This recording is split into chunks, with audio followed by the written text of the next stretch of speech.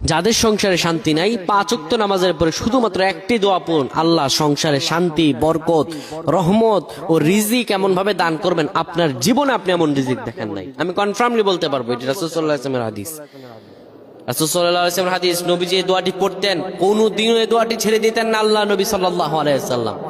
আপনারা করেন না আমলগুলো, শুধু হায় হতাশ করেন। প্রিয় ভাইরা আমার, আমলগুলো আপনারা শোনার পরে শেয়ার করে দিবেন, জানিয়ে দিবেন সবাইকে।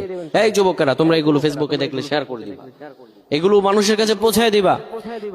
আপনি 5 ওয়াক্ত নামাজের পরে এই আমলটি করবেন। বাবা মার সঙ্গে সংসারে শান্তি নেই, সন্তান বাবা মার কথা শোনে না, বাবা মার সঙ্গে সংসারে কোনো আন্ডারস্ট্যান্ডিং নেই, স্ত্রী স্বামীর কথা শোনে না, স্বামী স্ত্রীর কথা শোনে, অবাধ্যতা রন্ধে রন্ধে পৌঁছে গেছে।